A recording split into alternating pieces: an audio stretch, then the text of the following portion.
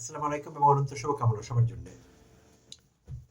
এই ভিডিওতে কথা বলছি পশ্চিম বাংলার রিপাবলিক টিভির সেই সাইকোপ্যাথ মানসিক রোগী যিনি কিনা কঠিন স্কিটসোফ্রেনিয়ায় ভুগছেন, সেই ময়ূক রঞ্জন ঘোষ সম্পর্কে কথা বলছি। তো রিসেন্ট ডেভেলপমেন্ট কলকাতায় আমরা সবাই জানি ইতিমধ্যে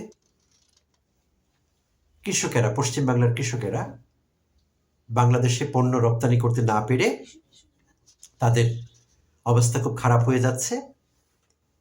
পেঁয়াজ, আলু, এইসব কাঁচা সবজির মতো বিষয় পচে যাচ্ছে। এই আইটেমগুলো রাগে, দুঃখে, কষ্টে কৃষকেরা এই ময়ূক রঞ্জনের বাড়ির সামনে পেঁয়াজের বস্তা, আলুর বস্তা খুলে সেগুলো ফেলে দিয়েছে এবং তারা এটাও দাবি করছে যে ময়ূক রঞ্জনের বাড়িকে পাবলিক টয়লেট বানিয়ে ফেলা হোক।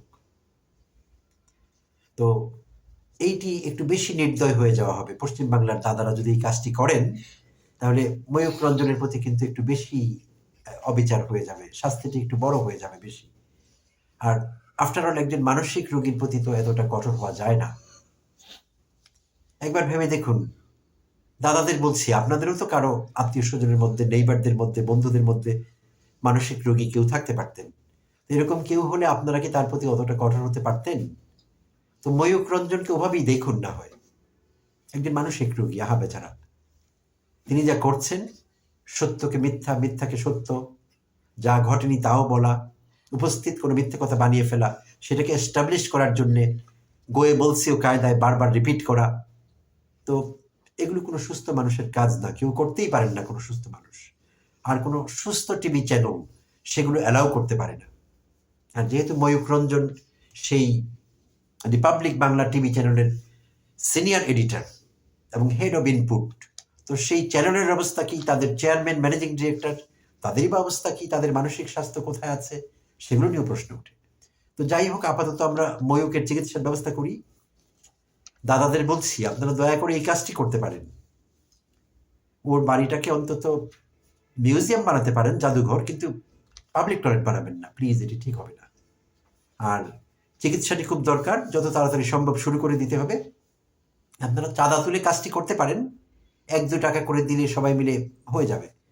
আর আমি জানি কলকাতায় অনেক ভালো মানসিক রোগ বিশেষজ্ঞ আছেন সাইকিয়াট্রিস্ট, এবং কোনো সাইকিয়াট্রিস্ট হয়তো দয়া পরামর্শ হয়ে ফ্রিতেও ট্রিটমেন্ট করে দিতে পারেন ময়ূক রঞ্জনকে, এবং তারা কাজটি করবেন দুই বাংলায় শান্তি পুনরুদ্ধার করবার জন্যে, এক্সপোর্ট ইম্পোর্ট আবার শুরু করবার জন্যে। কোনো সাইকিয়াট্রিস্ট হয়তো এতটা কাইন্ড হতে পারবেন আমি বিশ্বাস করি।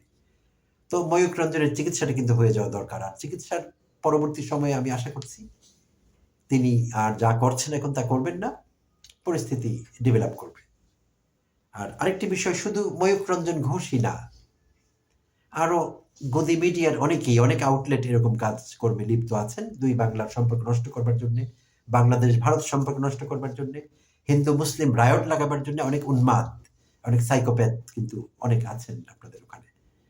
তো বিশেষভাবে আমি আরেকজনের নাম নেব। দ্য চাণক্য ডায়ালগস নামে একটি ইউটিউব চ্যানেল আছে। সেখানে এক ভদ্রলোক নিজেকে ইন্ডিয়ান আর্মির মেজর দাবি করছেন, মেজর আরিয়ান। তো আমি জানি না এটি সম্ভব কিনা। আমি ভেবেছিলাম ইন্ডিয়ান আর্মি অফিসাররা ব্রেইন আছে, তাদের ব্রেইন ইউজ করতে পারেন।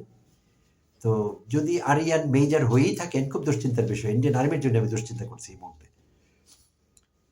আর উনি হয়তো অ্যাক্টিভ ডিউটি মেজর না, হতে পারে তিনি ফোর্সড রিটায়ারমেন্টে গিয়েছেন, বা তাকে স্যাক করা হয়েছে, বা কোর্ট মার্শাল্ড অলরেডি, কিছু একটা হবে।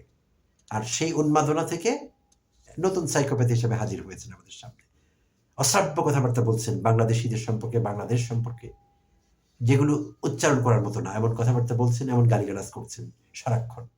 তো ময়ূক রঞ্জনের পাশাপাশি দয়া করে আপনারা ওকেও খুঁজে বের করুন। বিশেষভাবে মহারাষ্ট্র এবং পশ্চিম বাংলার কৃষক ভাইরা যদি কাজটি করতে পারেন, এই চাণক্য ডায়ালগস চ্যানেলের মেজর আরিয়ান, এই দুর্বৃত্তকে খুঁজে বের করুন। এরও চিকিৎসা খুব তাড়াতাড়ি দরকার। আর এদের মতো লোকের চিকিৎসা হয়ে গেলে শান্তি ফিরবে দুই বাংলায়, এবং ভারত বাংলাদেশ সম্পর্ক কিছুটা স্বাভাবিক হবে বলে আমি বিশ্বাস করি। সঙ্গে যদি রাজনীতিবিদদের একটু যুক্তি দেখানো যায়, তাদেরও যদি বোঝানো যায় যে তারা যা করছে সেটা উন্মাদের কাজ, বিশেষভাবে বিজেপি ঘরানার আরএসএস মেম্বাররা যা করছেন, তারাও যদি সেগুলো ছেড়ে দেন, দুই বাংলার সম্পর্ক পুনরুদ্ধার করা, দুই দেশের সম্পর্ক পুনরুদ্ধার করা খুব বেশি ডিফিকাল্ট হবে না। তো এইটুকুই আজকের ভিডিওতে। ভালো থাকবেন, আবার কখনো কথা হবে অন্য কোনো ভিডিওতে।